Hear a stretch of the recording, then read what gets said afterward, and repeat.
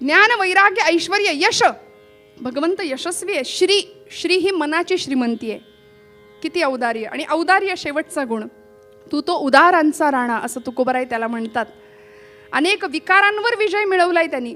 असा गोविंद म्हणाले त्याचा छंद, त्याच्या गुणांचा छंद लागू द्या की ज्याच्यावर इतकं प्रेम आम्ही करावं, इतकं प्रेम करावं की त्या प्रेमाने भगवंताला सुद्धा भुरळ घालावी. देवभावाचा भुकेला देवभावे लाचावला अशी भगवंताची सुद्धा होते.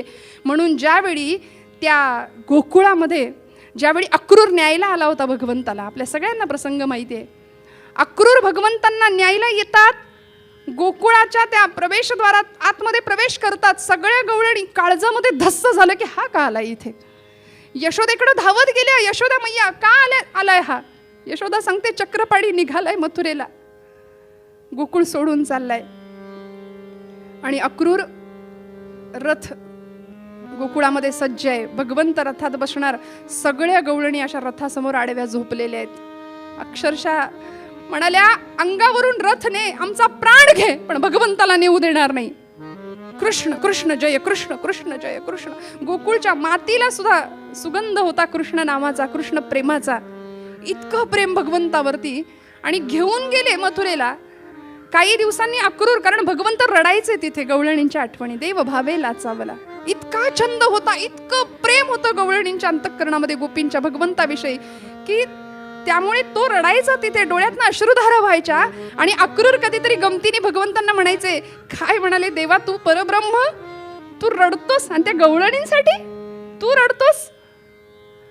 अक्रूराला, उद्धवाला सुद्धा अशाच पद्धतीने पाठवलं होतं. म्हणाले आता खरी ज्ञान भक्ती हे ज्ञानापेक्षा कसं श्रेष्ठ आहे ते पटवून देण्याकरता पाठवलं. अक्रूराला यावेळी पाठवलं. म्हणाले जा आणि माझ्या गोपींना एक माझा निरोप सांग फक्त की भगवंत येईल म्हणून, येणार आहे म्हणून, एवढं सांग.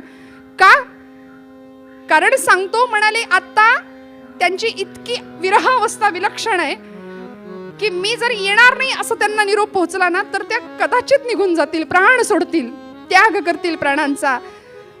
पण तू जर असं म्हणालास की भगवंत येणार आहेत, फक्त येणार या कल्पनेनं त्या कितीतरी दिवस जगतील. माझ्या मातृतुल्य गोपींना माझा निरोप दे अक्रूरा. अक्रूर गेले, गोकुळामध्ये प्रवेश केला. सगळ्या गोपी विरहावस्थेमध्ये.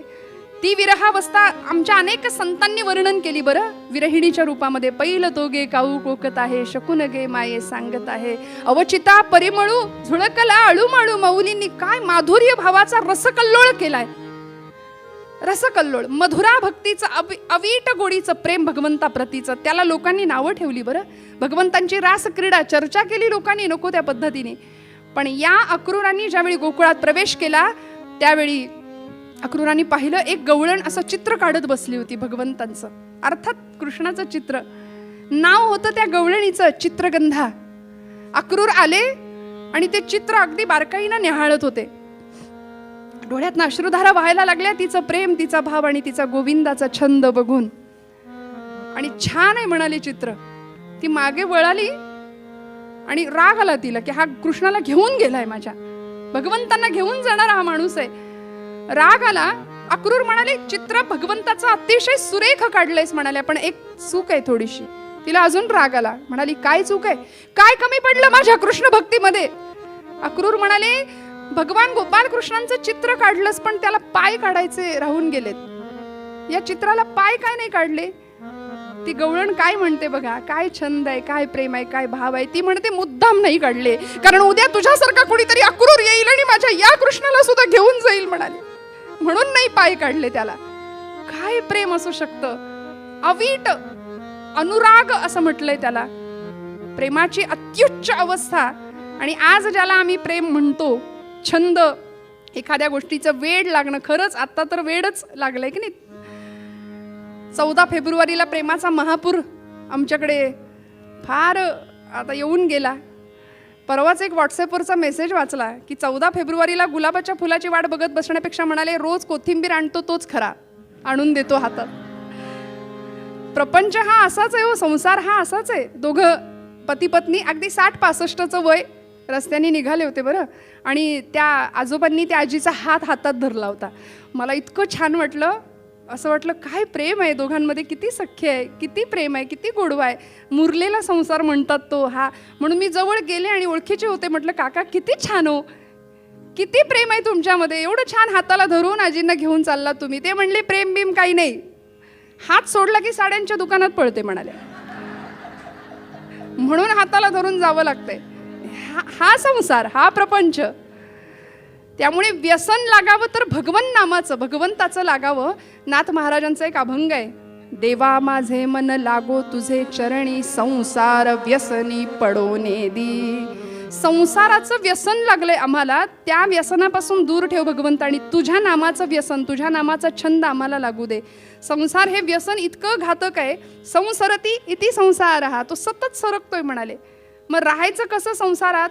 नाथ महाराज एकनाथी भागवतात सांगतात, ऐसे असावे संसारी, जमवरी प्राचीनाची दोरी, पोरी घरचार मांडीला, खेळ मोडोनी टाकीला. सुट्टीचे दिवस लहान मुली भातुकलीचा खेळ खेळतात, नाही खेळायच्या असं म्हणूया. आता ते डबडं हातामध्ये एकदा दिलं त्यांच्या की जगाचं भानच राहत नाही हो त्यांना. आता काय खेळ, पूर्वीचे गेले सगळे. वेड अक्षरशः इतकं ॲडिक्शन आम्हाला मोठ्या मंडळींना सुद्धा झालं बरं, लहानांनाच नाही, मोठी माणसं सुद्धा. स्वयंपाक व्हॉट्सॲप शिवाय, चॅटिंग शिवाय स्वयंपाक पूर्ण होत नाही.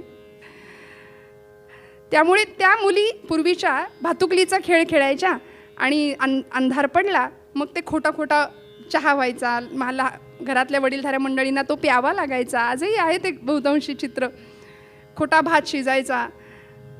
अंधार पडत चालला, आई म्हणाली कार्टे चल घरात, की सगळं आहे तसं सोडून ती निघून येते. ऐसे असावे संसारी म्हणाले. तिकडून निरोप आला की आहे असं सोडून जायची तयारी हवी. ऐसे असावे संसारी, जववरी प्राचीनाची दोरी, पोरी घरचार मांडीला, खेळ मोडोनी टाकीला. रस्त्याच्या बाजूला कधीतरी कामगार आपल्या त्या बांधकाम कुठं चालू असेल तर काम करतात, त्यांची एवढी एवढी लहान लहान मुलं वाळूमध्ये खेळत असतात आणि दिवसभर ती पोरं बघा तुम्ही वाळूमध्ये खेळतात. असा पाय, म्हणजे आम्ही तो लहानपणी खेळायचो तो खेळ, वाळूत पाय घालायचा, त्याचं घर करायचं छान, आणि दिवसभर तो खेळ झाल्यानंतर आई म्हणते चल आता घरी जायचंय. ते पोरगं असं उडी मारतं टुनकन घरावर, मोडून टाकतं ते. ऐसे असावे संसारी. जायची वेळ आली की सावध असावं आणि आनंदाने जाता यावं, आनंदाने. नाहीतर मग कधी कधी अशी अवस्था येते, जुने कीर्तनकार सांगतात की काय आजी आता थोडंसं घ्या, नामस्मरण हातात घ्या, माळ हातात घ्या, थोडंसं आता निवृत्तीकडे कल चाललाय ना, थोडंसं हातामध्ये जपमाळ असू द्या, भगवन नामस्मरण घडू द्या, तीर्थयात्रा नाही झाली तरी ठाईचं बैसोनी करा, एकचित्त आवडी अनंत आळवावा, चालू राहू द्या. त्या म्हणाल्या हो ते तर आहेच आहे, पण म्हणाले नातवाला बघितल्याशिवाय जात नाही. नातवंदाचं तोंड बघितल्याशिवाय जाणार नाही. मग तो नातू विचारतो अजून पण ना तू इथंच? बरं तेवढ्यावर सुद्धा आमची आसक्ती कमी नाही.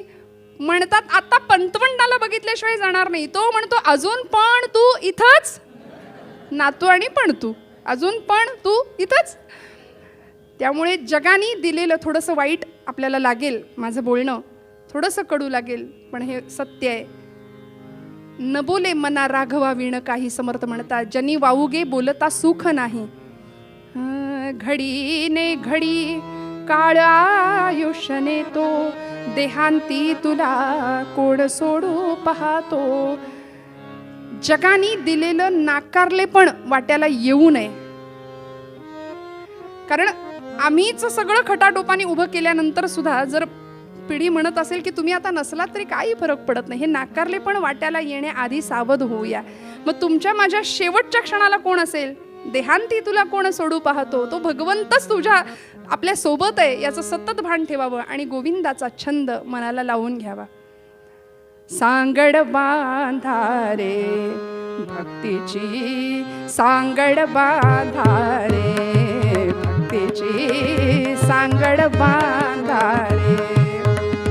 भगवंताविषयी वाटायला लागलं की परिणाम असा झाला मग गोविंद ते काया. संवेदना भगवंताची आपली एकच झाली. माझ्या अत्यंत आवडीचे संत, मधुराद्वैत संप्रदायाचे अध्वर्यू संत श्रेष्ठ प्रज्ञाचक्षु श्री गुलाबराव महाराज माऊलींना आई मानायचे, स्वतःला कृष्ण पत्नी म्हणायचे. माधुर्य भावाची उपासना होती. इतकं प्रेम भगवंतावर निस्सीम करावं गुलाबराव महाराजांनी. वयाच्या 9व्या वर्षी अंधत्व आलं होतं आणि अंध असलेला हा जगाचा महात्मा, असं अलौकिक विभूतिमत्व होतं, प्रज्ञाचक्षु होते. आळंदीला माऊलींच्या आजोळ घरामध्ये प्रवचनाला बसले होते गुलाबराव महाराज. आपल्या आईकडे भेटायला आलेले, ज्ञानेश कन्या म्हणून घ्यायचे स्वतःला. अनुग्रह केला होता माऊलींनी मांडीवर घेऊन, गुलाबराव महाराज स्वतः सांगतात चरित्रात. आणि प्रवचनाला बसलेले गुलाबराव महाराज, आळंदीमध्ये अभिषेक सुरू आहे माऊलींच्या समाधीला. समाधीविषयीचा भाव इतका विलक्षण आहे आजही लोकांचा, आणि तो निश्चित असला पाहिजे. पण आजही समाजामध्ये अशी काही करंटी माणसं आहेत श्रोते हो, की त्यांच्या बुद्धिमत्तेची कीव करावी आणि मीठ मोहऱ्यांनी खरं तर दृष्टच काढावी की काय, असं वाटतं कधीतरी. परवा समाधी सोहळ्याला खरंच एक तरुण युवक, अगदी कॉलेजचा, त्यांनी मला विचारलं, खरंच माऊली आहेत का आतमध्ये? संजीवन हा शब्द न कळण्या, बुद्धीचा आवाकाच नाही आहे आमचा, तो कळण्या इतका. पण माऊली खरंच आहेत का असं म्हटलं तेव्हा मला इतका राग आला होता खरं तर. पण मी थोडा संयम ठेवला आणि म्हटलं, माऊली आहेत, फक्त डोकं टेकवणारा कंसात तुझ्यासारखा दगड नसावा म्हणजे मिळवलं. माऊली आहेत अजून? म्हटलं हो, ते एकटे आहेत, आपण सगळे निर्जीव मेलेलो आहोत, ते एकटे जिवंत आहेत. ही परिस्थिती. मग गोविंद ते काय, काय भाव असेल गुलाबराव महाराजांचा. ते प्रवचनाला बसलेत आणि त्यांचे शिष्य अनुयायी होते. मुमुक्षू नावाचं, जुने, आपण सगळी मंडळी जुनी जाणती आहात, आपल्या सगळ्यांना ते माहिती आहे. मुमुक्षू नावाचं एक मासिक निघायचं, त्या मासिकाचे संपादक ल.रा. पांगारकर, लक्ष्मण रामचंद्र पांगारकर. ते समाधीला अभिषेक करायला त्यांना मिळाला. ते आले, म्हणाले, माझं भाग्य, आज माऊलींच्या समाधीचा अभिषेक मी करतोय. आणि अक्षरशः षोडशोपचार सगळी सेवा पूजा सुरू आहे, गंधलेपन चालू आहे, पंचामृत लेपन चालू आहे. आणि अष्टसात्विक भाव जागृत झाले, डोळ्यातनं घळघळ अश्रुधारा वाहत आहेत. आणि हात फिरवत असताना तिकडे प्रवचनाला बसलेल्या गुलाबराव महाराजांचा आवाज कानामध्ये पांगारकरांच्या आला. तो आवाज असा होता, ते शब्द असे होते, पांगारकर, तुमच्या हातातली अंगठी तेवढी काढवता का? तुमच्या बोटातली अंगठी तेवढी काढाल का? माझ्या माऊलीला टोचतीये ती अंगठी. इतकी पराकोटीची संवेदन क्षमता आणि तो भाव एकरूपत्वाचा, अद्वैताचा काय असेल श्रोते हो. मग गोविंद ते काया, भेद नुरे देवातया. इतका भाव भगवंताच्या विषयीचा आणि त्या भगवंतांच्या चारित्र्यावर आजही चिखलफेक होतीये. कृष्णाने एवढ्या केल्या असं म्हणणारी, सहज बोलणारी मंडळी आहेत. गोकुळाष्टमीचा उत्सव साजरा होतो, 10 थरांचा गोविंद उभा राहतो, लाखो रुपये बक्षिसं वाटली जातात. पण अशा कितीतरी द्रौपदी आहेत की त्यांना अंग झाकलं जाईल एवढं वस्त्र नाहीये. आम्ही कधी विचार करणार या सगळ्या गोष्टीचा? भगवंत म्हणतो, तुम्ही मला काही म्हणा, मला फरक पडत नाही. सगळं स्वीकारलं भगवंतांनी, सगळं स्वीकारलं. लोकांनी केलेली निंदा पचवली, शेवटच्या क्षणापर्यंत हसत राहिले, हसवत राहिले. एवढंच नाही, कुरुक्षेत्रावर विध्वंस झाला, गांधारी मातेनी शाप दिला. कृष्णा, तू मनात ठरवलं असतंस तर माझे पुत्र वाचू शकले असते. तुझ्यामुळे हा नरसंहार झाला, तुझ्यामुळे मी निपुत्रिक झाले. 100 मुलं असून सुद्धा मला एकही पुत्र आज जिवंत नाहीये. तुझ्यामुळे मी शाप देते. कौरवांचा निर्वंश केलास तसा यादवांचा सुद्धा निर्वंश झालेला डोळ्यांनी पाहशील. या क्षणाला भगवंत तिलाच धीर देतात, हसतात. आय ऍक्सेप्ट इट म्हणतात. मी स्वीकारतो आई, तुझा शाप सुद्धा मी आशीर्वाद म्हणून स्वीकारतो. स्वीकारलं आणि शेवटी निजधाम गमन एकांतामध्ये स्वतःचं अवतार कार्य संपवलं. असा भगवंत फरक नाही पडत. म्हटले, मला काही म्हणा, मला तुम्ही भोगी म्हणा, योगी म्हणा, मी कर्मयोगी आहे. माना मानव वा परमेश्वर, मी स्वामी पतितांचा. काव्याचा दर्जा इतका विलक्षण आहे. विदर्भातले कवी, कवीश्वर त्यांचं नाव, त्यांचे शब्द, रचना, संगीत रचना बाबूजींची आणि आपल्या सगळ्यांच्या आवडीचं पद आहे. वा परमेश्वर, मी स्वामी पतितांचा, भोगी म्हणून उपहासा मी योगी कर्माचा.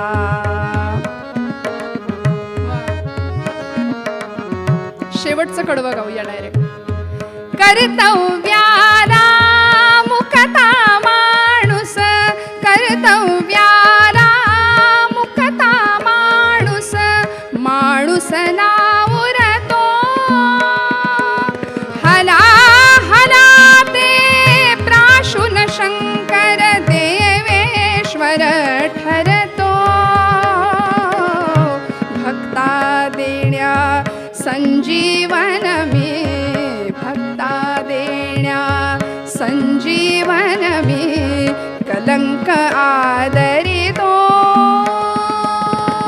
वत्सास्तव मम ऊर फुटावा वत्सल मातेचा. भोगी म्हणून उपहासा मी योगी कर्माचा. माना मानव वा परमेश्वर. असं अलौकिक चारित्र्य माझ्या गोपाळकृष्णांचं. म्हणून म्हणाले त्याचा छंद लावूया. त्याच्या नामाचा ध्यास एकदा लागला की परिणाम मग गोविंद ते काया भेद नुरे देवातया. त्यापुढचा परिणाम आनंदले मन तिसरं चरण प्रेमे पाझरती लोचन. भगवंताचं दर्शन घेतलं तरी डोळ्यातनं धारा वाहायला सुरुवात होतात. अष्टसात्विक भाव जागृती होते. अनेक संतांनी तो अनुभव घेतलाय. आणि शेवटचं चरण आहे तुका म्हणे आळी जीवे नुरेची वेगळी. एक निसर्गातला घडणारा चमत्कार तुकोबरायांनी आपल्या अभंगात घेतलाय. तो चमत्कार असा आहे की एक कीटक आहे. हां, त्याला काही लोक कुंभारीण म्हणतात, काही लोक भिंगुरटी म्हणतात. मातीचं घर करतो आणि आपल्या त्या घरामध्ये एक कीड आणून ठेवत असतो, एक आळी. येता जाता त्या आळीला तो टोचत असतो सतत. परिणाम त्या आळीला असा ध्यास लागतो की ती येतोय टोचतोय. तिला पंख फुटतात आणि ती भिंगुरटी बनते. तुका म्हणे आळी जीवे नुरेची वेगळी. ती वेगळी राहत नाही. तसं आम्हाला जर गोविंद नामाचा ध्यास लागला, त्याच्या गुणांचा त्याच्या लीलांचा ध्यास लागला तर आम्ही गोविंद रूप होतो, आम्ही गोविंद स्वरूप होतो. आणि अध्यात्मशास्त्रातल्या 4 मुक्ती सलोकता समीपता स्वरूपता आणि सायुज्यता, त्या सायुज्यता पदाला आम्ही प्राप्त होतो. हा आशय तुकोबराय सांगतायत. हा ध्यास हा छंद कुणाला लागला, काय झालं आणि कशा पद्धतीने जीवाशिवाचं मिलन झालं ते उत्तर भागात बघूया. पूर्वरंगात अभंगाची आवृत्ती करते.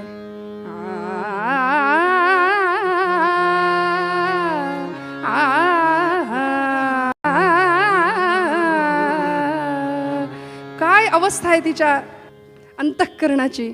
आणि अशा वेळी करायचं काय? राजा भीष्मक राणी शुद्धमतीने येऊन तिला भेटावं. रुक्मिणी काळजी करू नको, कृष्णाशीच तुझा विवाह होणार आणि आम्ही कन्यादान करणार, काळजी करू नकोस. आशीर्वाद मिळाले माता पित्यांचे. रुक्मिणी स्वयंवराची ही कथा सांगताना काही तरुण मंडळी असा अर्थ काढतात कृष्णाने केलं मग आम्ही का नाही. हे असा आपल्या सोयीनुसार भगवत चरित्राचा अर्थ घेतला तर काय होणार हो.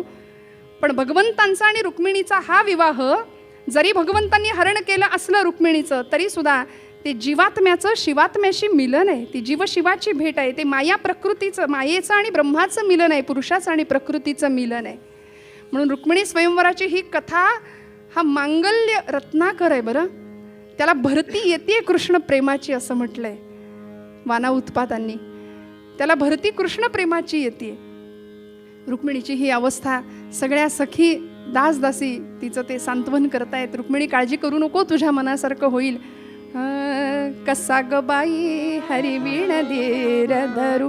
पद खूप आहेत, म्हणत बसले तर खूप आपला वेळ पुढे जाणार आहे. पण इतकी गोड बहार केली आमच्या जुन्या काही बुजुर्ग जाणत्या कीर्तनकारांनी. आणि इतकं सुंदर हे आख्यान. खरं तर माझी कुवत नाही आहे, पण हे आख्यान जितक्या ताकदीने करावं तितकं कमी आहे. हरिवीण धीर धरू कसा ग बाई हरिवीण धीर धरू. कसा ग बाई हरिवीण धीर धरू.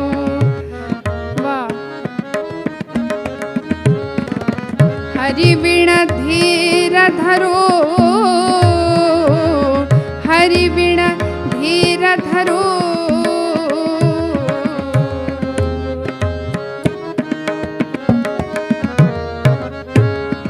कसा ग बाई हरिवीण धीर धरू. कसा ग बाई हरिवीण धीर धरू. चैन पडे ना भगवंतांच्या शिवाय. काय करायचं अशा वेळी? रुक्मिणीने कुणाला पाचारण केलं हो? जो खऱ्या अर्थी भाग्यपिता असं म्हणावं असे विदर्भ नगरीचे ते राज्याचे कुलपुरोहित असलेले सुदेव ब्राह्मण, वेदशास्त्र संपन्न पारंगत असलेले, त्यांना पाचारण केलं. सुदेव आले, रुक्मिणीने बसायला आसन दिलं, आपल्या मनीची व्यथा त्यांना सांगितली. आणि सुदेवांना एवढा धन्य वाटलं की आई, माते, ताई, तुझ्यामुळे, तुमच्यामुळे माझं भाग्य आज फळाला येणार आहे. या निमित्ताने त्रिभुवन श्रीमंतांचं दर्शन मला घ्यायला मिळणार. जे योग करणारे साधू, तपी, जपी, संन्यासी, संतांना दुर्मिळ असलेलं दर्शन आज मला या निमित्ताने, माते तुझ्या निमित्ताने मला घडणार. एवढा अंतःकरणातला भक्तिभाव उचंबळून आला. आणि सुदैवांनी लगेच तयारी दर्शवली. फक्त म्हणाले, निरोप काय तो व्यवस्थित द्या, मी लगेच पोहोचवून येतो भगवंतांना. आणि रुक्मिणीने काय सांगावं, म्हणाली, काय निरोप, काय तुम्ही या आणि मला घेऊन जा. सुदैव म्हणाले, असं नाही ताईसाहेब, म्हणाले ते पत्रात लिहा. हां, असं नाही. ती म्हणाली, मी काय लिहू, मी एवढी लहान अजाण, मी पत्रात काय लिहू, मला नाही जमणार ते शब्दात व्यक्त करायला. पण खरं सांगू का, सुदैवांनी सांगावं, ताईसाहेब तुमच्या भावना तुमच्या हातातून जर बाहेर निघाल्या तर ते जास्त त्याला किंमत राहील, त्या जास्त खऱ्या असतील. आम्ही विद्वत असू, आमची विद्वत्ता एखाद्या वटवृक्षासारखी आहे हो, पण त्याचा नुसताच विस्तार, त्याला मोगरीची फुलं थोडीच येणार आहेत, असं म्हणतं सुगंधित करणारी. पण तुमच्या अंतःकरणातल्या भावना तुमच्या हातातून बाहेर निघू द्या. आणि त्यावेळी रुक्मिणीने तयारी दर्शवली, पत्र लिहायला घेतलं. आणि श्रोते हो,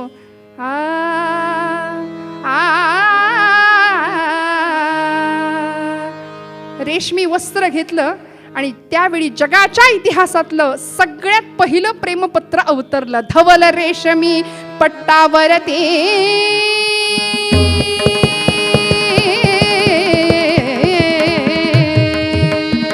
धवल रेशमी पट्टावरती, धवल रेशमी पट्टावरती केशरी रंगे लिहिले.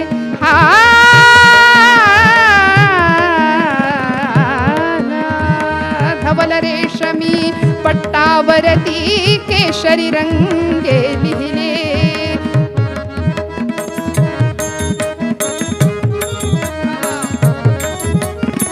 अशा परी विश्वातील पहिले, अशा परी विश्वातील पहिले प्रेमपत्र अवतरले.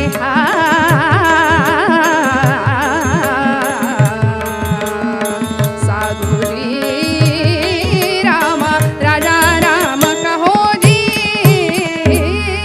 रेशमी वस्त्र घेतलं, रत्नांची शलाका घेतली आणि केशराच्या पाण्यामध्ये बुडवून पत्र लिहायला सुरुवात झाली. पत्र काय हो, भागवतामध्ये 7 श्लोक आहेत.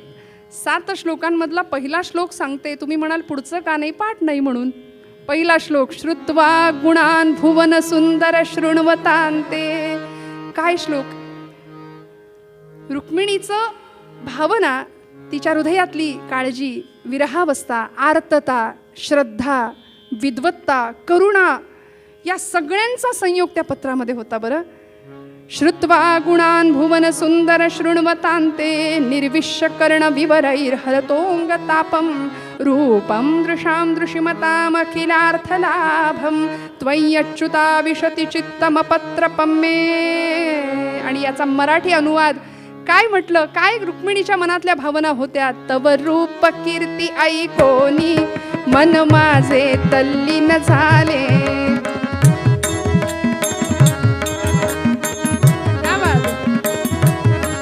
तव रूप कीर्ती ऐकोनी मन माझे तल्लीन झाले. आसनी भोजनी शयनी त्वध्यान मनी असे भरले. होईन दासी चरणांची कधी ऐसे होऊन गेले. होईन दासी चरणांची.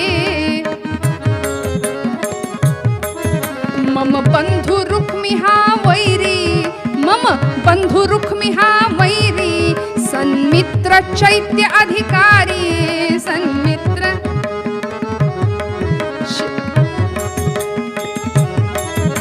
म्हणून म्हटलं ही साथ नेहमीचीच आहे. मम बंधु रुक्मी हा वैरी हा निर्णय तो धिक्कारी. सन्मित्र चैत्य अधिकारी शिशु शिशुपाला देऊ केले, शिशुपाला देऊ केले. न वरी मी शिशुपालाला, न वरी मी शिशुपालाला, न वरी मी श्रीकृष्णाला. न वरी मी शिशुपालाला, न वरी मी श्रीकृष्णाला. तव रूप कीर्ती पाहोनी मन माझे तल्लीन झाले. आसनी भोजनी शयनी त्वध्यान मनी असे भरले. जगदंबा माता की. आणि हा सुदेव वाऱ्याच्या वेगाने घोड्याला टाच मारली आणि भगवंतांच्या त्या द्वारावतीच्या दिशेने निघालाय. भगवंतांच्या द्वारकेत प्रवेश केला. प्रवेशद्वारातून आत शिरल्याबरोबर द्वारकेतला मंद सुगंध. सवत्स गायी फिरतायत. रत्न माणक स्फटिक रस्त्यावर पसरलेली आहेत. सुवर्णाची नगरी, घर सोन्याची, दार सोन्याची, माणसं तेवढी सोन्याची नव्हती, सोन्यासारखी होती. आणि असा सुंदर व्यवहार त्या द्वारकेचा पाहिलं. द्वारकेचं दर्शन घेतलं. पदधूळ मस्तकाला लावली. भगवंतांना भेटणार कित्येक जन्मांचं भाग्य फळाला आलं. हा भाव सुदेवाच्या मनामध्ये. द्वारावती रम्य खरी नटली असे नाना परी.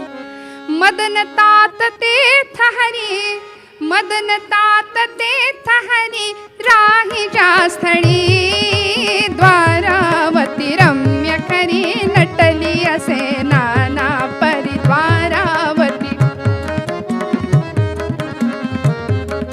स्फटिकयुक्त मार्ग दिसे प्राकारे कनक असे. सोमकांत सोंदित असे नगरी शोभली. द्वारावती रम्य खरी नटली असे नाना परी. नटली असे, नटली असे. आणि त्या द्वारकेचं वैभव पाहिलं. आतमध्ये गेला. भगवंतांच्या पर्यंत निरोप पोहोचला. कुंडिनपुराहून आजचं अमरावती शहर, त्या कुंडिनपुराहून तो सुदेव नावाचा राज्याचा कुलपुरोहित तुमच्याकडे आलेले आहेत. भगवंता भेटायचं आहे तुम्हाला. सुदेवांचा यथायोग्य सत्कार सन्मान स्वागत केलं. नवे पूजा केली भगवंतांनी. गृहस्थाश्रमाचं कर्तव्य पाद्य पूजा करावी.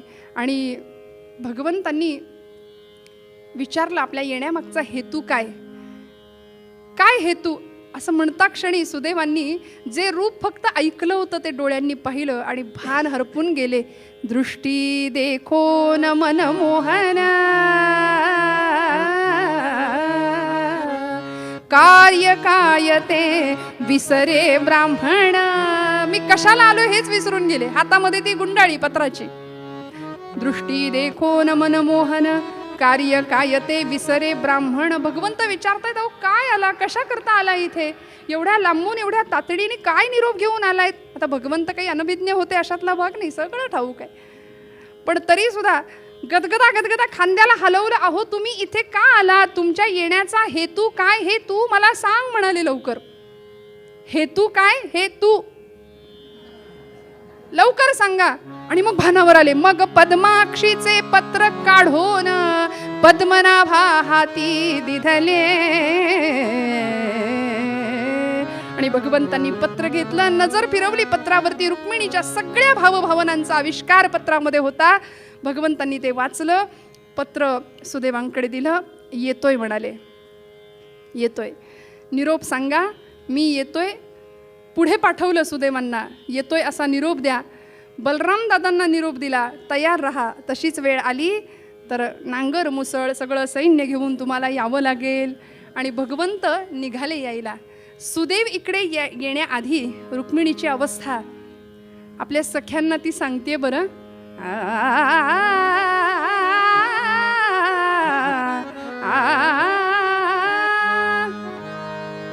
स्वकुल तारक सुता सुवरा, स्वकुल तारक सुता सुवरा, स्वकुल तारक सुता सुवरा, स्वकुल तारक.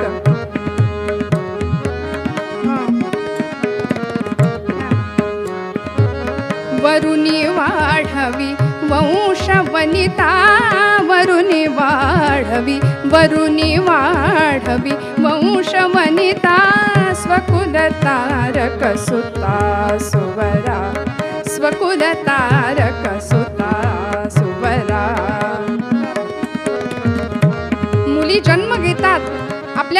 कुळांचा उद्धार करतात, चर्चा सुरू आहे.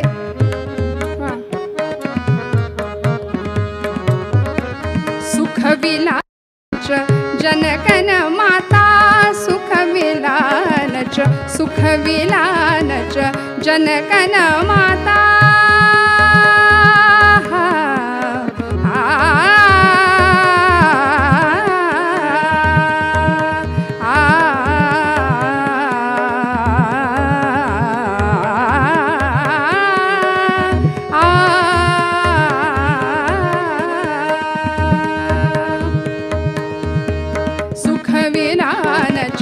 जनकन माता सुखविलानच जनकन माता सुखविलानच सुखविला.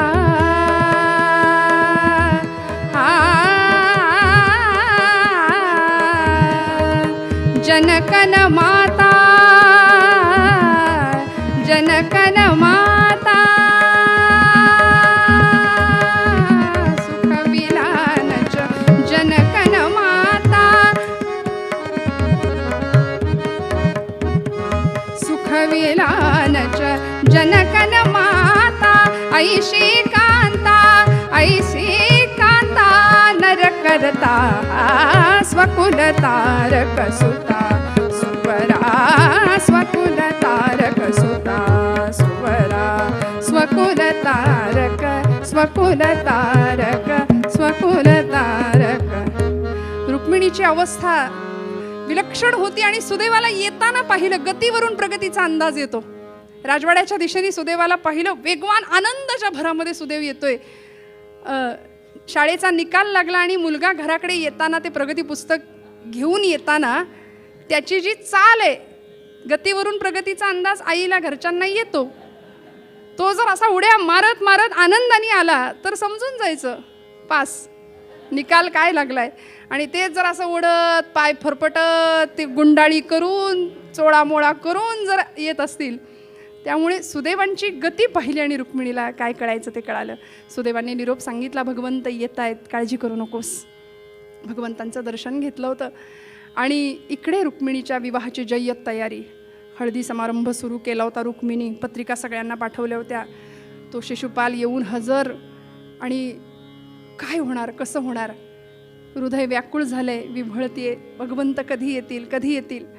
गोविंद गोविंद मना लागली या छंद, याला म्हणायचं हरदासाची कथा मूळ पदावर आलीच पाहिजे. तुकोबरायांचा अभंग, इतका ध्यास लागला, इतका ध्यास, छंद लागला, वेड लागलं. जीवात्म्याचं शिवात्म्याशी मिलन व्हायचं होतं, ब्रह्म आणि मायेचं मिलन व्हायचं होतं. कधी येतील भगवंत, कधी येतील भगवंत. आणि म्हणून रीती म्हणून, रिवाज म्हणून मुलीनी लग्नाच्या आधी, विवाहाच्या आधी, इकडे रुक्मीची तयारी सुरू आहे विवाहाची, पण विवाहाच्या आधी कुलस्वामिनीची ओटी भरायची, जगदंबेची ओटी भरायची. म्हणून काही दासींच्या सह रुक्मिणी त्या कुलस्वामिनीच्या मंदिरामध्ये यायला निघाली आहे. दासदासी सेवक पहारा ठेवला होता रुक्मिणी सोबत तिच्याबरोबर, कारण हा काळा येईल कुठूनही, काही करू, काही सांगता येत नाही म्हणाले. त्याचा काही भरोसा देता येत नाही, रुक्मिणीलाही खात्री होती. आणि हिनी कुलस्वामिनीच्या मंदिराकडे निघाली आहे, प्रस्थान केलं. सगळ्या दासदासी सेवक नोकर चाकर हत्यारबंद शिलेदार सोबत आहेत. आणि रुक्मिणी आली आई जगदंबेच्या समोर. आई जगदंबेच्या समोर उभी आहे, ओटी भरली आणि काय म्हणतीये, अंबेला नमुनी म्हणे कन्येला प्रसवतात ज्या माता. मोरोपंतांची आर्या काय बहार. अंबेला नमुनी म्हणे कन्येला प्रसवतात ज्या माता, त्या लटिक्या तूची खरी. जन्म देणारी आई कदाचित लटकी असू शकते, पण तू तर जगन्माता आहे, जगाची दात्री आहेस तू.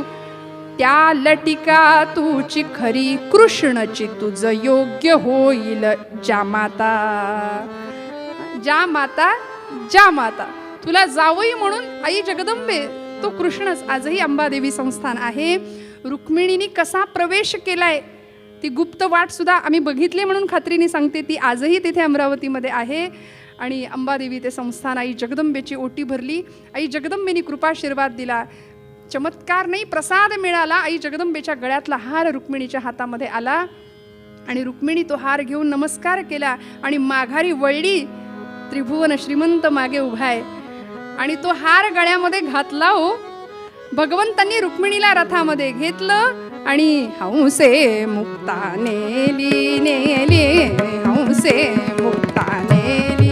मोरोपंतांची प्रसिद्ध आर्य आहे. हंसे मुक्ता नेली मग केला कलकलाट काकांनी हाकांनी नभ भरले गेला नाद सुरांच्याही हा कानी.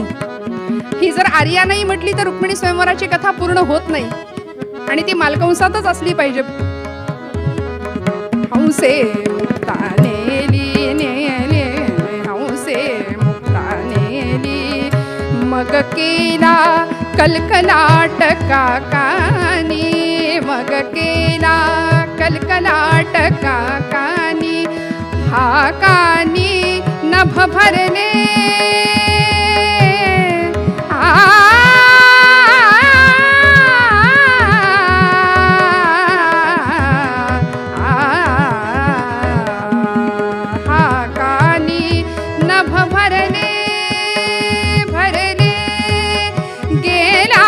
सुरांच्याही हा नाद काने हंस नेली नेली हंसे मुक्ता नेली मुक्ता नेली मुक्ता नेली हंसे मुक्ता नेली. राजहंसानी मोत्यांची माळ घेऊन जावी आणि कावळ्यांनी कलकलाट करत बसावं अशी परिस्थिती. भगवंत रुक्मिणीला रथामध्ये घेतायत लपेटून करे कटी निज रथात ओढी हरी. समर्थ हृदयावरी शिर विसावले निर्भय अपांपती जळी जणू घडत जान्हवीचा लय. आणि भगवंतांनी रुक्मिणीला आपल्या रथामध्ये घेतलंय आणि रथाला आता घोड्यांना आदेश करणार निघणार. ते सगळं रुक्मीचं सैन्य बघतच बसलं आव असून, कारण त्या त्रिभुवन श्रीमंताला बघितल्यानंतर काय भान राहतंय हो कुणाला. इतकं सौंदर्य सगळे बघत बसले आणि भगवंत निघाले पुढे आणि मग भानावर आले. अरे गेला, रुक्मिणीला घेऊन गेला, पळून गेला, निघाला, हरण केलं. आता म्हणले करायचं काय, आपापसात चर्चा करायला लागले. आता रुक्मी महाराज येतील आणि आपलं काही खरं नाही. निदान आपण लढलो, अयशस्वी झालो, पण युद्ध केलो असं भासवायला म्हणले फाडा आता एकमेकांचे कपडे. आपणच एकमेकात खोटं खोटं खोटं भांडूया, जराशी मातीमध्ये लोळूया, मग महाराज आल्यावर निदान त्यांना सांगता तरी येईल आम्ही प्रयत्न केला होता बरं पण गेला. आणि इकडे रुक्मी ज्यावेळी आला त्यावेळी रुक्मीचं सैन्य सशस्त्र, बलराम दादा सुद्धा मागे नव्हते. वेळेवर अगदी उपस्थित पोहोचलेल्या निरोपाप्रमाणे बलराम दादांनी नांगर मुसळ सहितच आले होते. आणि एका धावत असताना रुक्मिणी भगवंतांना निंदेचे शब्द उद्गारले. कृष्ण निंदा सुरू केली त्या रुक्मिणी तिथे सुद्धा. आणि एक शब्द असा बोलला की कृष्णा काळ्या, अरे घेऊन चाललास माझ्या बहिणीला, लक्षात ठेव, मी जर तुझं आणि रुक्मिणीचं लग्न होऊ दिलं तर मी पुन्हा माझ्या शहरामध्ये माझ्या कुंडिनपुरामध्ये परत कधी जाणार नाही, कधीच नाही. आणि खरंच तो गेला नाही बरं. त्यांनी भोजकटक नावाचं शहर बसवलं, गाव बसवलं, तिथे तो राहायला लागला.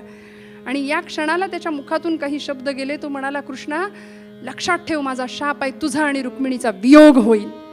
रथाचा तो घोड्यांचा लगाम खेचला भगवंतांनी, रथ थांबवला आणि असं सुदर्शन चक्र काढणार. रुक्मीचा वध भगवंतांच्या हातून होणार एवढ्यात पायाला काहीतरी ओलसर लागलं. भगवंतांनी पाहिलं रुक्मिणीच्या डोळ्यातनं अश्रुधारा वाहत आहेत आणि रुक्मिणी माता जगदंबा सांगतेय की नका हो, कसाही असला तरी माझा भाऊ आहे, कसाही असला तरी माझा भाऊ आहे. उद्या जग म्हणेल रुक्मिणीने कृष्णासारखा पती मिळवला, आपण भाऊ गमवला. मग हे अशुभ, आपल्या शुभ कार्यामध्ये हे अशुभ कशा करता, नका मारू त्याला. भगवंतांनी तिचं म्हणणं ऐकलं आणि कट्यार घेतली. त्याची जी प्रतिज्ञा होती आता ती खरी करायची होती. म्हणून त्यांनी सांगितलं होतं ना, जर रुक्मिणी कृष्णाचं लग्न झालं तर माझी अर्धी मिशी कापून टाका. ती अर्धी श्मश्रू काढली, डोक्याच्या केसांचे 5 पाट केले, विद्रूप केला थोडक्यात. आणि क्षत्रियाला मारणं म्हणजे एका अर्थाने त्याची मानखंडना करणं, विद्रूपीकरण विरूपीकरण केलं त्याचं, म्हणजेच एका अर्थी त्याचा वधच केला, त्याचं मानहानी केली. आणि असा तो हेअरकट त्यावेळी झाला, तो एकदाच झाला, त्याच्यानंतर परत कोणीच नाही. पण आता काय फॅड आलंय, आता तो हेअरकट फार प्रसिद्ध झालाय. कुठून कुठून कुठून ते पाट काढतात की नाही, रुक्मिकटच बहुतेक तो. व्यसन आणि फॅशनच्या नावाखाली आम्ही काही आमची तरुण पिढी करते. भारतीय संस्कृतीने आत्म्याचं सौंदर्य महत्त्वाचं मानलं, नको त्याच्या आहारी आमची तरुण पिढी जाते. वाईट वाटतं खरं तर. आणि मग कीर्तनाला या वयात का आम्हाला विचारतात. म्हटलं या वयातच यावं यात. या वयात इथे आल्यानंतर जीवनाची गोडी मिळते, ती आयुष्यभर टिकते. आणि भगवंत रुक्मीला शिक्षा दिली. रुक्मी आपल्या राजवाड्यात कधीच नाही गेला, तिथं त्या भोजकटक नगरीमध्ये राहू लागला. भगवंत आले द्वारकेमध्ये आणि आता कशाला थांबायचं, वाजले 7:30. निघाले आले भगवंत त्या द्वारका नगरीमध्ये. भगवंतांच्या विवाहाची जय्यत तयारी. द्वारकेपासून काहीच अंतरावर असलेलं माधवपूर नावाचं क्षेत्र, तिथे भगवंतांच्या लग्नाचा मंडप. रीतीनुसार अगदी सगळ्या वैदिक पद्धतीनुसार भगवंतांचा विवाह पार पडलाय. स्वतः शुद्धमती राणी आणि भीष्मक राजांनी रुक्मिणी मातेचं कन्यादान केलंय. कस्तुरी तिलकम ललाट पटले वक्षस्थले कौस्तुभं नासाग्रे वरमौक्तिकं करतले वेणुः करे कंकणं सर्वांगे हरिचंदन सुललितं कंठे च मुक्तावलिः गोपास्त्रे परिवेष्टितो विजयते गोपाल चूडामणिः शुभलग्न सावधान. गोपाल कृष्ण महाराज की. वा, असा छंद आई जगदंबेला रुक्मिणीला लागला. परिणामी भगवंत प्राप्त झाले. मायेनी ब्रह्माला आपलंसं केलं. जीवात्म्याचं शिवात्म्याशी मिलन झालं. ही कथा या अर्थाने घ्यायची आहे की हा ध्यास तिला लागला, परिणामी भगवत प्राप्ती झाली. तुम्हाला मला सुद्धा भगवत प्राप्ती होऊ शकते. त्याकरता तुकोबराई म्हणतात, काय करूया. गोविंद गोविंद मना लागली या छंद. गोविंद गोविंद मना लागले या छंद. गोविंद गोविंद मना. झालेली सेवा भगवंत चरणावर अर्पण करते. पुन्हा एकदा बोलत असताना काही वेडवाकडं गेलं असेल तर मोठ्या अंतःकरणाने क्षमा करा. आपल्या सगळ्यांचे आशीर्वाद पाहावेत एवढी भगवंताचरणी याचना करते. स्वरब्रह्म, नादब्रह्म आणि शब्दब्रह्म यांचा त्रिवेणी संगम झाला की कीर्तनात परब्रह्म येतं. तो अनुभव आम्ही घेतो. आपल्या सगळ्यांच्या रूपामध्ये भगवंताला पाहतो. सगळ्यांच्या चरणी धन्यवाद. रास्ते काका काकू मनापासून आपल्या चरणी दंडवत. पुन्हा एकदा दांडेकर दादा आणि खांबे दादा मनापासून नमस्कार. दोनही साथीदारांना नमस्कार. तुकोबरायांच्या या भैरवीनी आरतीनी आजचा कार्यक्रम संपला असं जाहीर करते.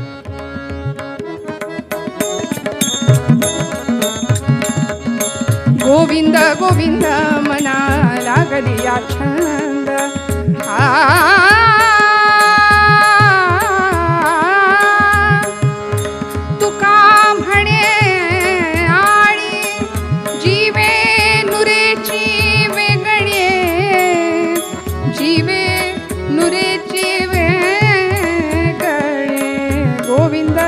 गोविंद गोविंद मना लागली या छंद.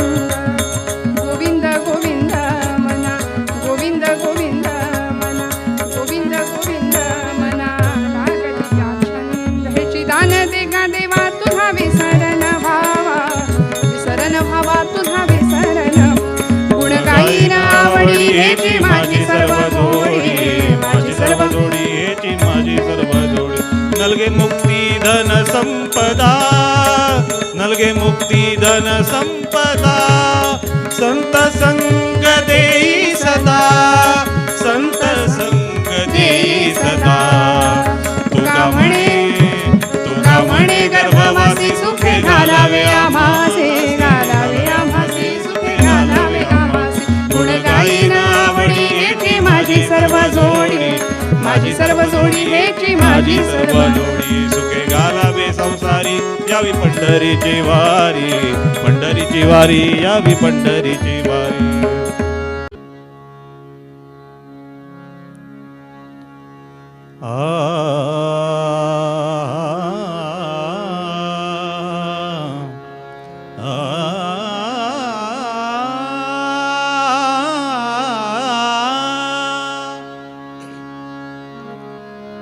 परिमळाची धाव भ्रमर ओढी, भ्रमर ओढी,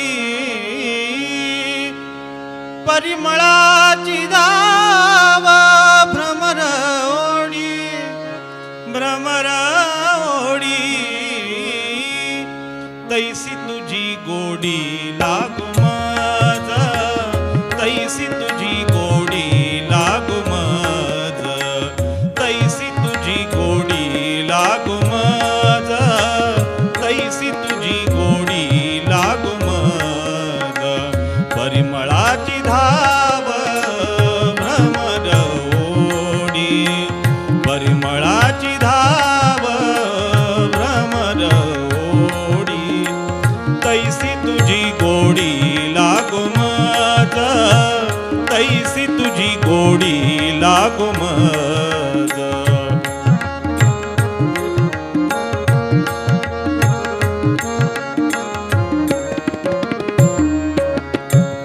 अविटके माये विटेना, अविटके माये विटेना, जवळीच आहे परी भेटेना, जवळीच आहे परी भेटेना, तैसी तुझी गोडी लागू मज, तैसी तुझी गोडी लागू मज.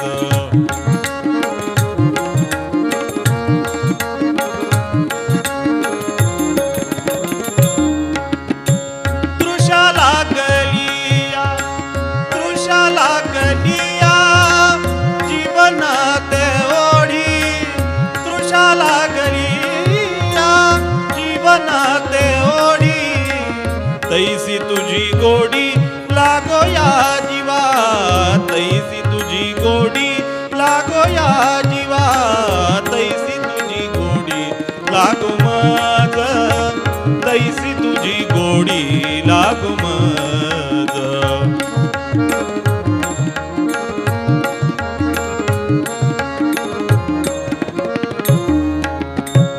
पाप रखुमा देवी वरू, पाप रखुमा देवी वरू, पाप रखुमा देवी वरू, आ आ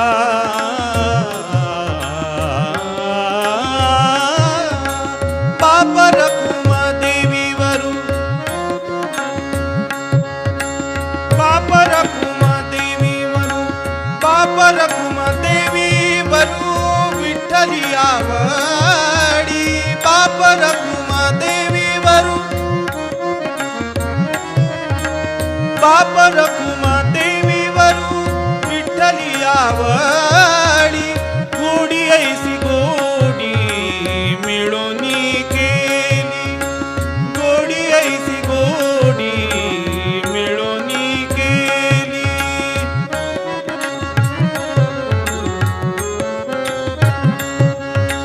गोडी ऐसी गोडी मिळून गेली.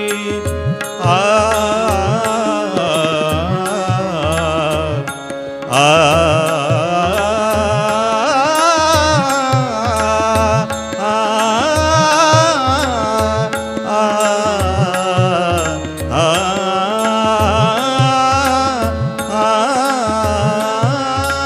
गोडी ऐसी गोडी, गोडी ऐसी गोडी मिळूनी गेली. बाप रखुमा देवी वर, बाप रखुमा देवी वरू, विठ्ठली आवडी, गोडी ऐसी गोडी मिळून गेली, गोडी ऐसी गोडी मिळून गेली, तैसी तुझी गोडी लागू मज, तैसी तुझी गोडी लागू मज.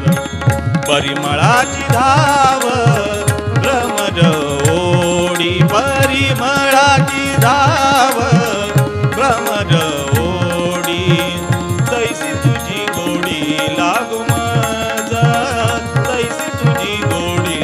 लागू मज तैसी तुझी गोडी लागू मज तैसी तुझी गोडी लागू मज गोडी लागू मज गोडी लागू मज पुंडलीक वरदा हरिविठ्ठल श्री ज्ञानदेव पंढरीनाथ महाराज की. मागे बसलेल्या मंडळींचा आवाज येईल का जरा माझ्यापर्यंत? जय जय रघुवीर. नाही आपण नाही, मागची मंडळी. जय जय रघुवीर पंढरीनाथ महाराज की. मागचा आवाज यावा ही अपेक्षा आहे. जोशी काकांची इच्छा होती, त्यांची फार मनापासून, त्यामुळे ते भजन झाल्यानंतर परत सेवेला. श्रोते हो, काल आणि आज या 2 दिवसांमध्ये आपल्याला उरलेल्या वेळेमध्ये कथा पूर्ण करायचीच आहे. पण या 2 दिवसांची कीर्तन सेवा माझ्या परमभाग्याने, रासे काकांच्या इच्छेने इथे संपन्न होतीये. मनापासून सगळ्यांच्या हृदयस्थ परमात्म्याला मी वंदन करतेच. आपल्या सगळ्यांच्या आशीर्वादाची याचना करते. हा कार्यक्रमाचा घाट त्यांनी घातलाय. त्यांचे सर्व प्रयत्न, त्यांना साथ देणारी आपण सर्व मंडळी, बेडेकर काकांसहित आमचे ही सगळी आठवण सांभाळून कॅमेऱ्यामध्ये ठेवतायत ते आमचे डॉक्टर दादा अजितदादा दांडेकर, आमच्या कोकणातलेच आहेत, त्यामुळे विशेष त्यांच्याबद्दल स्नेह आहे. आणि इकडे मला वाटते सागरदादांचेच भाऊ ना, सागर खांबे, हां खांबे दादा, मनापासून त्यांनाही विशेष धन्यवाद देते, कारण ही मंडळी आहेत म्हणून सहजतेने सर्व कार्य तुमच्यापर्यंत पोहोचू शकतं. इकडे तबल्याच्या साथीला प्रसाद कुलकर्णी, आमच्या पंडित भरतदादांचे शिष्य आहेत. ते अतिशय गोड हात, तितकाच गोड स्वभाव आणि गोड साथ, मनापासून त्यांना धन्यवाद देते. आणि ही बाजू सांभाळणारे माझी घरची साथ आहे असं म्हणते मी. मला अशीही साथ आहे आणि प्रपंचातही साथ आहे, दोन्ही बाजूंनी. त्यामुळे तुमच्या सगळ्यांचे आशीर्वाद दोघांच्या पाठीवर मागते आणि कथेला सुरुवात करते. जय जय रघुवीर समर्थ. कथा गोड आहे. काल आपण आख्यान ऐकलं श्रीखंड्या.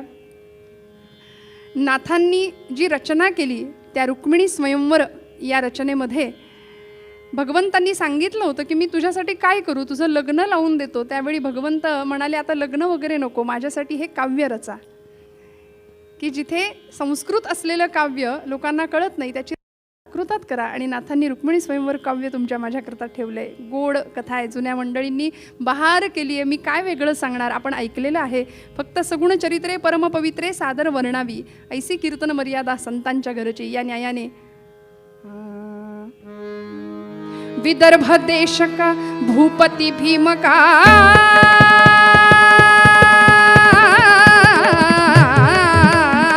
विदर्भ देशका भूपती भीमका विदर्भ देशका भूपती भीमका विदर्भ देशका भूपती भीमका जैसा पुरंदर सुरमो हा जैसा पुरंदर सुरमो भाग्यवंत बहु पुण्यशील नृप भाग्यवंत बहु पुण्यशील नृप भाग्यवंत बहु पुण्यशील नृप हा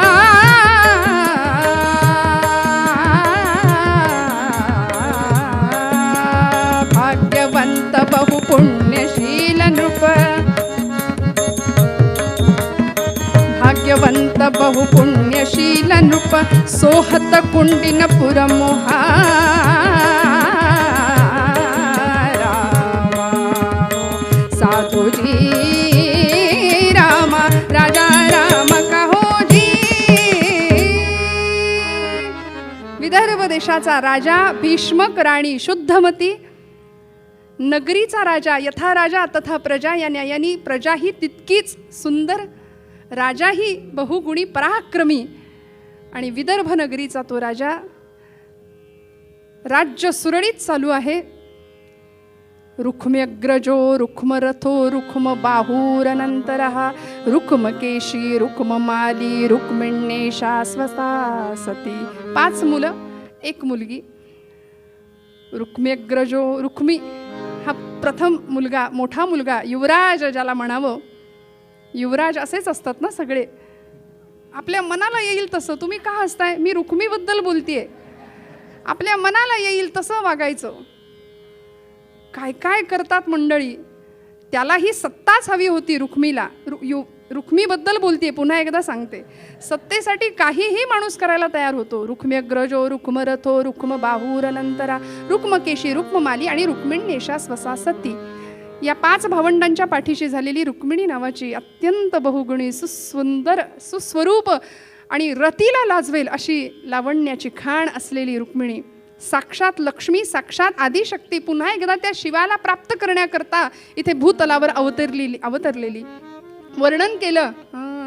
विदर्भ नृपनंदिनी सगुण सुंदरी भीमकी, रती ही तुलता तिच्या पदनखास वाटे फिकी, धरूनी अवतार ये परम मंगला श्रीरमा, विवाह परिसातीचा सकल घालवी जो श्रमा. पंढरीनाथ महाराज की.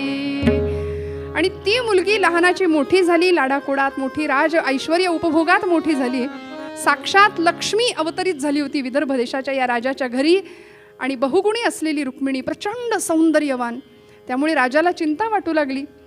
अति सुंदर असली तरी सुद्धा मोठा राजा असू दे किंवा एखादा गरीब भिकारी असू दे, दोघांनाही काळजी असतेच. कुठली? आमचे मोरोपंत सांगतात, उपवर कन्या होता, उपवर कन्या होता, पितयाच्या काळजास कातरते. हा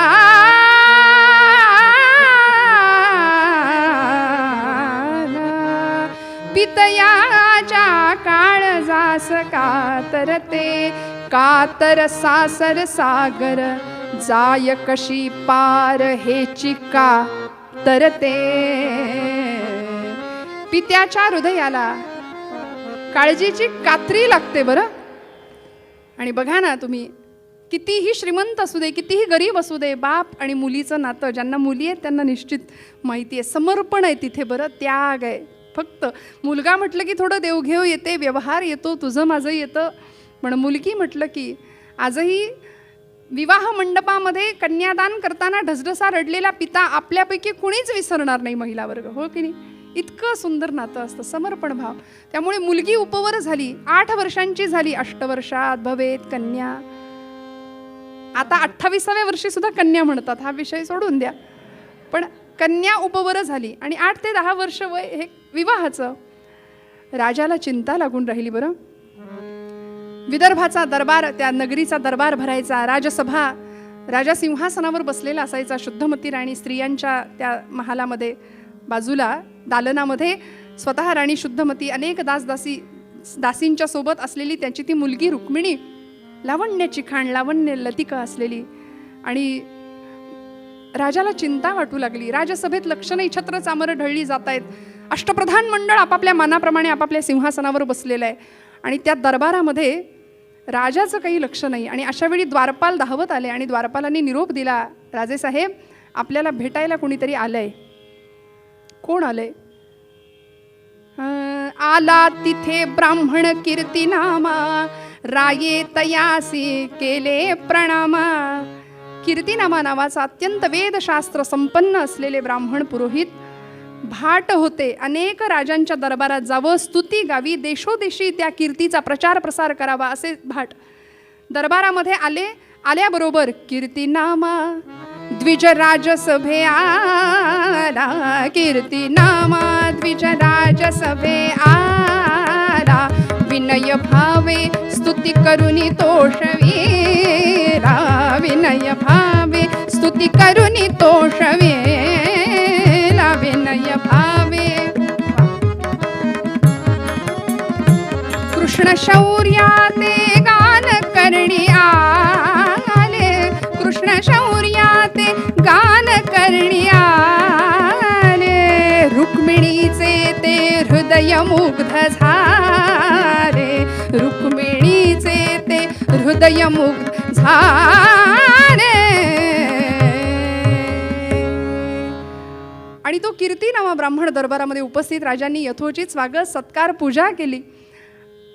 आणि राजाच्या चेहऱ्यावरची चिंतेची रेष त्या वेदशास्त्र संपन्न असलेल्या अधिकारी व्यक्तीने ओळखली. बरं विचारलं, राजेसाहेब एवढं सगळं सुंदर असताना तुमची कीर्ती ऐकून मी आलोय आणि आपल्या चेहऱ्यावर कसली तरी चिंतेची छटा आहे, काहीतरी चिंतेचं कारण आपल्याला छळतंय, काय आहे?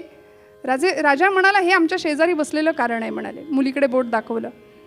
काय करणार, उपवर झाली आहे, स्थळं चालून येत आहेत, पण तिचं सौंदर्य बघून तेच त्यांनाच कमीपणा वाटतोय, कुणीही विवाहाला तयार नाही. बरं तिचा विवाह कसा होईल, कोण मिळेल, कसं असेल, एखाद्या पित्याला असते तशी काळजी राजाला. आणि काय होईल माझ्या मुलीचं, देशोदेशीचे राजे आम्ही पाहतोय पण विवाह होत नाहीये, चिंता लागून राहिलेली. आणि ही राणी, म्हणून म्हटलं अतिसौंदर्य सुद्धा कधी कधी त्रासदायक होतं ना. उपवर कन्या होता.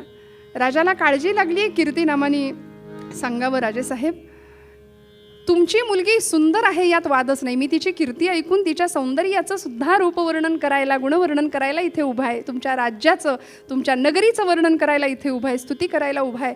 पण मी इथे तुम्हाला आवर्जून सांगेन की राजेसाहेब, मी आत्ता जिथून आलोय, कुठून आलात? मी द्वारकेहून आलोय. तिथे जो द्वारकाधीश, द्वारकेचा राणा, त्रिभुवन श्रीमंत, मदनाला सुद्धा लाजवेल असं सौंदर्य असलेला द्वारकाधीश भगवान गोपाल कृष्ण, त्याच्यावरून तुमची ही मुलगी ओवाळून टाकली तरी कमी होईल, इतकं सौंदर्य आहे म्हणाले त्याचं. आणि नुसतं रूपाचं नाही, गुणांचं, पराक्रमाचं, शौर्य. आणि त्याच्या वाणीचा ओघ कल्लोळू लागला कीर्तिनामा ब्राह्मणाच्या. भगवंताचं शौर्य वर्णन, गुणवर्णन, पराक्रमाचं वर्णन, रूपाचं वर्णन, सौंदर्य वर्णन इतकं ओघळू लागलं, भक्तिप्रेमाचा उद्रेक झाला आणि नवरस त्यातून निर्माण झाले. वर्णन व्हायला लागलं, भगवंत कसा आहे, भगवंत कसा आहे. सगळे ऐकतायत मंत्रमुग्ध होऊन भगवंतांचं रूप. कधीतरी श्रोते हो, आपणही डोळे झाकून दर्शनशास्त्रात सांगितल्याप्रमाणे पुरुष देवतेचं वर्णन ऐकताना किंवा दर्शन घेताना पायापासून, तळव्यापासून सुरू करावं असं सांगितलंय ना. भगवंतांचे पाय कीर्तिनामाने सांगायला सुरुवात केली. कसा आहे माझा भगवंत, कसा आहे गोपाल कृष्ण, मदनाला लाजवेल असं त्याचं सौंदर्य. अहो त्याच्या तळपायावर अनेक स्वस्तिक शुभचिन्ह रेखाटली गेलेली आहे, शंख, चक्र, अनेक स्वस्तिक शुभचिन्हांचं रेखाटन त्या पायांवरती, कमळ आहे. आणि ब्रह्मदेवाला सुद्धा ज्या तळपायाचं दर्शन होत नाही, ज्या चिन्हांचं दर्शन होत नाही, असे दुर्मिळ त्याचे ते तळपाय. टाचांचा रंग म्हणाल तर अगदी सूर्यासारखा लालसर, उगवणाऱ्या सूर्यासारखा लालसर त्याच्या टाचा, कमळासारखे मनमोहक सुकुमार असे त्याचे ते कोमल पाय. भगवंतांनी पितांबर परिधान केलाय. त्या पितांबराला भगवंतांची कटी, त्या कटीला मेखला लावलेली आहे आणि कृशकटी आहे भगवंतांची. त्याची कटी बघून सिंहाला आपल्या कृशकटीचा अभिमान व्हायचा. आता तो भाट होता, तो वर्णन करतोय भगवंतांचं. सिंहाला आपल्या कृशकटीचा अभिमान झाला म्हणून सिंह अभिमान गळाला. त्यांनी भगवंतांची कटी पाहिली आणि अरण्यात निघून गेला पळून. भगवंतांची कटी इतकी नाजूक, इतकी लहान की त्या कटीला अडकवलेली ती मेखला, आणि ती मेखला चित्ररत्नांची माला त्याला गुंफली आहे, चित्ररत्न जडवलेली आहेत, सिद्धीची मेखला आहे. त्या मेखलेला म्हणाले त्या घंट्या टांगलेल्या आहेत, अधोमुख असलेली त्या घंटा छोट्या छोट्या छोट्या नाद करतायत, किणकिण किणकिण, जणू काही सोहम नाद आहे. भगवंताची नुपुर सुद्धा सोहम नादाचा झंकार करतायत की काय. त्या घंटा अधोमुख आहे, जणू काही परमपद प्राप्त झाल्यानंतर वृत्ती अधोमुख होते, तशा त्या घंटा भगवंतांची नाभी बघाल तर भगवंताच्या नाभीतून कमळ निर्माण झालंय, त्यातून ब्रह्मदेवांची उत्पत्ती आहे असं त्याचं नाभिस्थान. भगवंतांचं उदर बघितलं तर त्रैलोक्य अनंत ब्रह्मांड उदरी, ज्याच्या उदरामध्ये त्रैलोक्या साठले, ज्याच्या उदरामध्ये असा भगवंत. 3 घड्या त्रिगुणात्मकतेच्या द्योतक असलेले त्या उदरावर पडलेले आहेत. भगवंतांचं हृदय हे सगळ्या संतांचं सदन आहे, वसतिस्थान आहे म्हणाले. त्या हृदयावरती आपल्या सहनशीलतेची परीक्षा दिली भगवंतांनी. भृगु ऋषींनी मारलेली लाथ भगवंत तिथं मिरवतायत वत्सलांछन म्हणून. कौस्तुभ मणी आहे, पायापर्यंत वनमाला रुळतीये. भगवंतांच्या गळ्यात शांती आणि निजशांतीचं प्रतीक असलेली वैजयंती माला आहे. अनेक मौक्तिक माला भगवंतांनी गळ्यामध्ये परिधान केल्यात. भगवंतांचे बाहू जर बघाल तर पराक्रमाचं तेज त्या बाहूंमध्ये आहे. 4ही बाहूंमध्ये एका हातामध्ये सुदर्शन आहे, दुसऱ्या हातामध्ये कौमुदी नावाची गदा आहे भगवंतांची, तिसऱ्या हातामध्ये पांचजन्य नावाचा शंख आहे, चौथ्या हातामध्ये भगवंतांनी कमळ धरले. मुखाचं वर्णन करावं तर हनुवटी भगवंतांची अशी इंद्रनील मणी वितळून त्याच्यातून अशी मूर्ती घडावी, असं श्यामल वर्ण भगवंतांचा. मुखाचं वर्णन केलं तर काय हो, त्रैलोक्याचं सौंदर्य ज्या मुखावर एकवटलंय. भगवंतांचे काळे कुरळे कुंतल केस, त्या केसांवरती रत्नजडित मुकुट आहे, त्या मुकुटावर मोरपीस आहे आणि त्या मोरपिसाला डोळा आहे पण दृष्टी नाहीये बरं.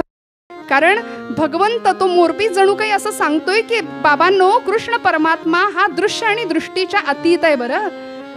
असा माझा भगवंत, काय वर्णन करावं त्याचं. विठोबांना दफ्तरदार कट्टावामध्ये वर्णन करतात. सजल नीरद श्याम तनू नवरत्न खचित सौवर्ण मुकुट शिरपे चतुरा कलगी विराजित कुटिलाल कन्निटिलासी कस्तुरी तिलक केशरी गंधा.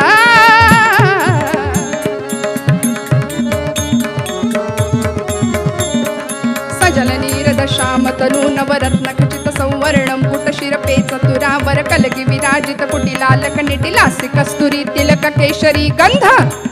आनंदाचा कंद हरिहा, आनंदाचा कंद हरिहा, आनंदाचा कंद. श्रवणी मनोहर मकर कुंडले फुल्ल कल्ल कर्णात दीर्घ सुप्रसन्न लोचन इंदु वदन दिल पुष्प नासिका कुंदर दन हनु अधर बिंबगत हास्य मंद मंद. आनंदाचा कंद हरिहा, आनंदाचा कंद. कंबुकंठ कौसुभाभरण शुभपटीर पंकन वद्रवरूषित पीवरास केयूर विभूषित कनक कटक सहरत्न तोडर प्रभानुभासित शंख सुदर्शन गदा सरोरुहल सच्चतुर्भुज ललितांगुली धृत रत्न मुद्रिका वृंद. आनंदाचा कंद हरिहा, आनंदाचा कंद हरिहा, आनंदाचा कंद. त्याचं वर्णन आमच्या नाथांनी सुद्धा केलंय बरं, सगळ्या संतांनी. चंद्राहुनी शीतळ रविहुनी सोज्वळ. काय रूपाचं वर्ण, शब्द थकले, वेद नेती नेती म्हणाले. त्याच्या रूपाचं, त्याच्या गुणांचं वर्णन नाही करतायत. श्रुती थकल्या, वेद थकले, वेदांनी हात टेकले. कसाय भगवंत. चंद्राहुनी शीतळ रविहुनी सोज्वळ, चंद्राहुनी शीतळ. थोडा मॉनिटरला द्या आवाज. चंद्राहुनी शीतळ रविहुनी सोज्वळ, तेणे मजा केवळ वेधियने. चंद्राहुनी, चंद्राहुनी शीतळ रविहुनी सोज्वळ. चंद्राहुनी अमृताहुनी स्वादू गगनाहुनी मृदू. अमृताहुनी स्वादू गगनाहुनी मृदू.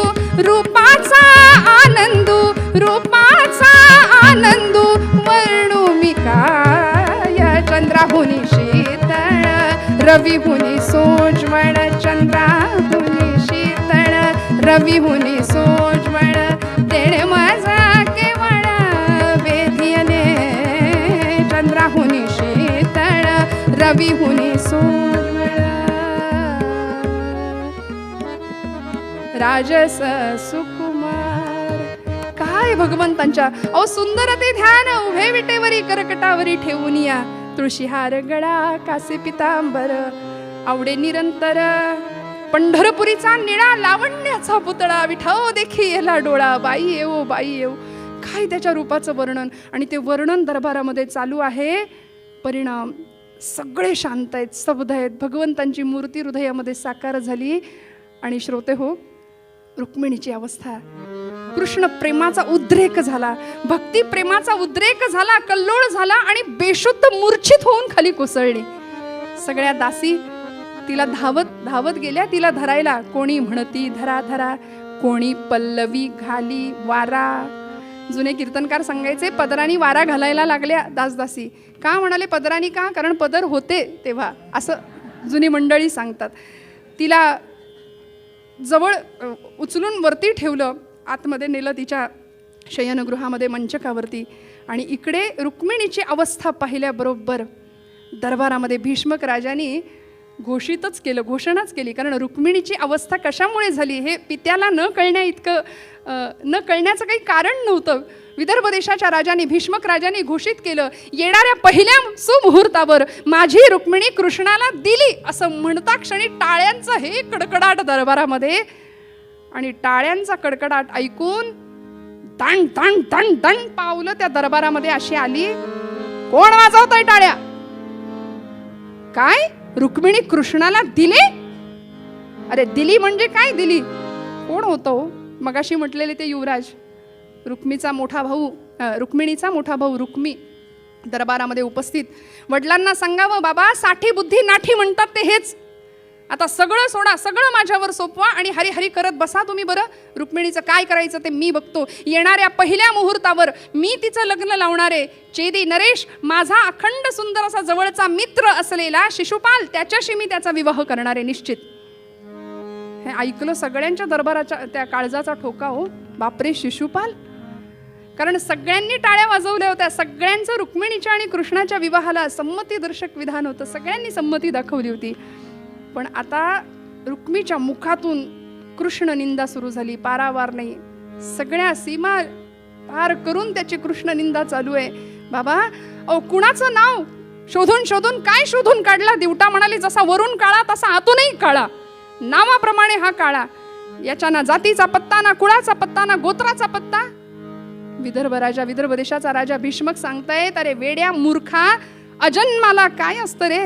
जो अजन्मा आहे त्याला काय कुळ गोत्र? तरी सुद्धा त्याची पत्रिका गर्गाचार्यांनी काढली आहे. याचा पराक्रम काय सांगता? दिसायला असा, याच्या जन्माचा पत्ता नाही. कोण म्हणतं नंदाचा, कोण म्हणतं वसुदेवाचा. याच्या जन्माच्या परवडी माय बापा पायी बेडी. याच्या जन्माच्या परवडी माय बापा पायी बेडी. यानी वधिला हो आपुला मामा, यानी वधिला हो आपुला मामा. तो का येईल आपुल्या कामा. याच्या जन्माच्या परवडी माय बापा पायी बेडी. बाबा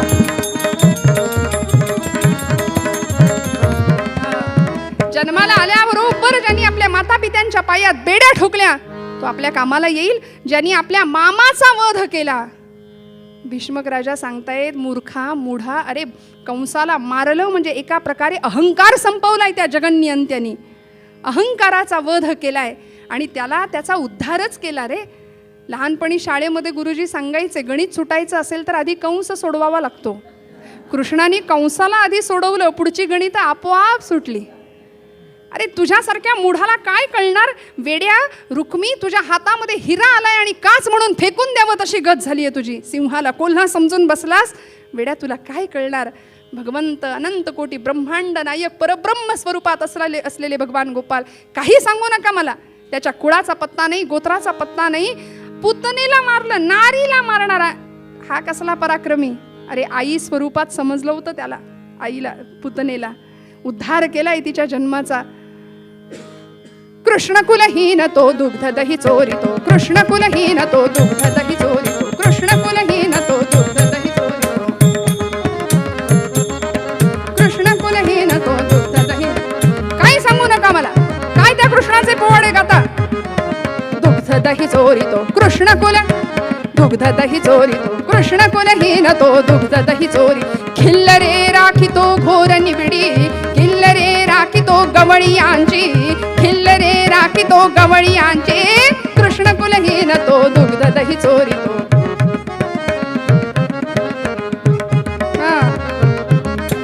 नंद वसुदेव हे जनक असती तया, नंद वसुदेव हे जनक असती तया. मारिली पूतना नारी असुनी, मारिली पूतना नारी असुनी. कृष्णकुलहीन तो दुग्ध दही चोरी. कृष्णकुल कृष्णकुल कृष्णकुलहीन तो दुग्ध दही चोरी. काही सांगू नका. दुधादह्याच्या चोऱ्या करणारा तो चोर. भीष्मक राजा समजावायचा प्रयत्न करतायत, त्याच्या प्रत्येक आरोपाचं खंडन करायचा प्रयत्न करतायत. वेड्या, ती जी दुधादह्याची चोरी होती ना, ती खरी चित्ताची चोरी होती रे. तुला काय कळणार? त्या चोरी मागे आध्यात्मिक, राजकीय, धार्मिक सर्वच कारण होती. पुतनेला मारणारा, नारीला मारणारा हा कसला पराक्रमी ते काही नाही. तुम्ही कितीही काहीही माझ्या आरोपांचं खंडन केलं तरी सुद्धा जर कृष्णाचं आणि रुक्मिणीचं लग्न होणार असेल तर मी प्रतिज्ञा घेतो माझी श्मश्रू काढून टाकेन. आणि माझा मित्र चेदी नरेश शिशुपाल, अरे वेड्या, शिशुपालाची पत्रिका बघ, त्याच कृष्णाच्या हातून त्याचा वध होणार आहे. ऐक, त्या काळ्याच्या हातून माझ्या मित्राचा वध मी होऊच कसा देईन? आम्ही शाल्व, जरासंध, पौंड्र आहोत कशासाठी? ही सगळी चौकडी होती. त्याला एक शब्द आहे, तो म्हणत नाही मी. हे अशीच सगळी चौकडी मिळाल्यानंतर मग काय आचार विचार उच्चार राहणार हो? त्यामुळे आम्ही सगळे त्याचं रक्षण करणारे असताना त्याच्याकडून शिशुपाल मरेलच कसा? अरे वेड्या, त्याच्या पत्रिकेत मृत्यूयोग आहे. गोपाल कृष्णांच्या हस्ते त्याचं मरण होणार हे सगळ्या जगाला ठाऊक आहे. आईला वचन देऊन बसलाय भगवंत, 100 अपराध क्षमा करीन म्हणून 101व्या अपराधाला सुदर्शन चक्र काढीन. नाही, ऐकायलाच तयार नाही. ते काही नाही, शिशुपालाशीच माझ्या बहिणीचा, माझ्या रुक्मिणीचा मी विवाह करणार आहे. तुम्ही काय करायचं ते करा. सगळे शांत झाले आणि या रुक्मिणी विवाहाची जय्यत तयारी सुरू केली. येणाऱ्या पहिल्या मुहूर्तावर घोषित केलं. बाबांना सांगितलं, तुम्हाला काही कळत नाही, तुम्ही सगळं सोडा, इकडे लक्ष घालू नका, मी बघतो. विवाहाची जय्यत तयारी, सगळ्यांना निमंत्रणं पाठवली, पत्रिका पाठवल्या. आणि यादव राज्याकडे म्हणजे द्वारकेकडे कसं निमंत्रण पोहोचणार नाही अजिबात याची पूर्णपणे काळजी घेतली. अजिबात तिकडे निरोप नाही गेला पाहिजे. आणि सगळी विवाहाची जय्यत तयारी. आणि इकडे रुक्मिणीची अवस्था, तोंडावर पाणी मारून शुद्धीवर आली आहे. दासींनी सांगितला घडलेला सगळा प्रसंग. आणि